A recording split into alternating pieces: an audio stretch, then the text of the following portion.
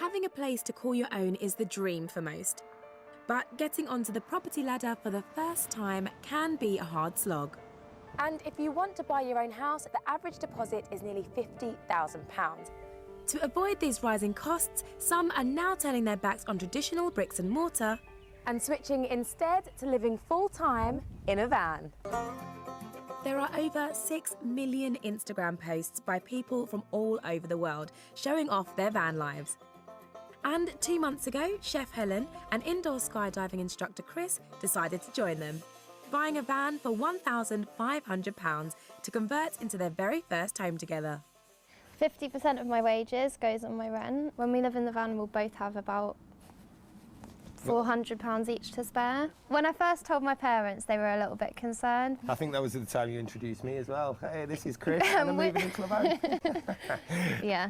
But the couple do have some concerns too. We're going to move in the winter, so we need to make sure we have as much insulation as possible. I was a little bit concerned about safety. Today, the couple are putting the brakes on their van renovations to meet those already geared up for van life. Meet Kirsty, Purdie and Kahlan. The whole family have lived in this van for 8 months. We were sick and tired of living in a house. All our money are going on bills. Also along for the ride are Liam, who has lived in a van for over a year. I chose to live in a van rather than a house because I wanted to travel more. And Phil, who now has the flexibility to move around for his job. I work full-time. I do have different locations week in, week out. And they've all brought their vans to show off to Chris and Helen. All right, let's go and have a look at Liam's first. Hello. Hi, you all right? My question, Liam, I can see the bed, I can see the kitchen. Where's the toilet? Right, the toilet is here. I just lift the cushion off and it doubles as a seat. What's your plan? Yeah, we're going to have a bathroom, toilet and a proper shower room. I love how homey it is. It's really, really nice. Next is Phil, who's lived in his van for almost 2 years.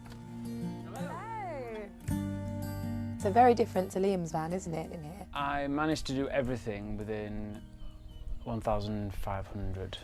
You are joking me. Everything's recycled as well.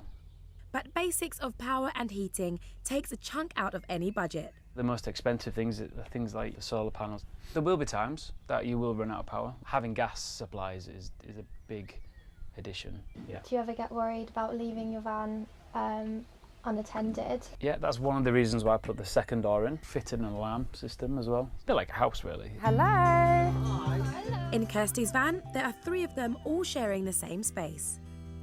So the question I've been asking everyone today is, where's the bathroom? This is our shower. That just sort of sits in a bucket of water. Plug that in the cigarette lighter and it's very powerful. Chef Helen wants to find out how to rustle up a home-cooked meal in a van. It's more or less exactly the same as cooking in a house, really. So I cook everything on 2 rings. I've cooked all kinds of things from pizzas and everything just on the hob.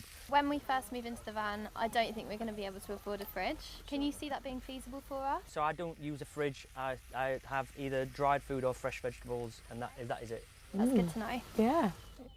Time to find out more about the realities of van life. Breaking down, that's the worst thing. It is difficult and stressful because it's your home as well. How about for you, Phil? The winter, yeah, it's definitely can be challenging. Sometimes I sleep in a sleeping bag under my duvet with a hot water bottle. But are the downsides outweighed by any financial gains? As a chef, you're not going to make more than, what, 20 grand a year, at my age anyway. 20 grand a year living in a van is a lot of money. Exactly. I saved £820 a month just by living in a van. I think my total outgoings are around £300 a month. I can put roughly £500 in a savings account. Helen and Chris still don't know where they'll park up their van when it's ready. But after seeing how others live, how do they feel about the prospect of starting their van life this winter? It's just so great to see a finished product. A lot of the jobs in our construction at the moment are such mundane tasks and you forget about the bigger picture. Is there anything that you've heard today that's maybe reassured you? Cooking is going to be a breeze. I know, it was such a good lunch, wasn't it? Yeah. I don't want to keep you any longer. I know you've got some work to do in that van. So let's get going. You see, I love living in a van. You're a big fan. Well, I have a camper van. I spend most of my weekends in there. Phil's actually with us in the audience. Phil, where have you parked? Not far from here. Where are you sleeping, more to the point? Not far from... I'm definitely in the van tonight. Are you? Yeah. Do you get asked to move along a lot whenever you park? I don't over-welcome my stay, so move every night, and obviously with work, I just park in the car park at work. Do you? But, I mean, this is the challenge, isn't it, when you've got a van and you're living in it like that, then? Where do you actually, you know, spend most of your time? So I'm from East Yorkshire originally, so I try to go back every weekend, but I'm in Manchester working now. Yeah. And yeah, obviously the car parks at work are pretty good for me. My employer is really happy with it because that's why they use me to travel around the country. Okay, clubs. so it works for you. Yeah. I mean, everybody's standing very close to you, so you're all still, you know, very, very washed, and obviously... I do shower every day. The cleanliness is up there, but... But Bill, you used to live on a houseboat in the 80s, didn't you? Yeah. For some of the same reasons that we hear in the film. Well, yeah, I mean, it was at the time, you know, when you haven't got much money, it's quite a cheap way to live. You know, the moorings weren't that expensive, and it was moored up on the Thames in West London, and it was great. It was a great little community. It's like a little village, floating village, you know. Yeah. So what happened to it then? Well, I don't think it lasted much long after I got rid of it. It was in a bit of a state when I had it. It was sort of slightly on the skew. On a skew. Right. And sometimes when the boat didn't land in the berth at low tide, your feet would end up like this. You'd end up sleeping like that. So there was a few problems. Oh, I love it. I love it. I just love that concept of taking your house wherever you go. Wherever you It's go. like a little snail.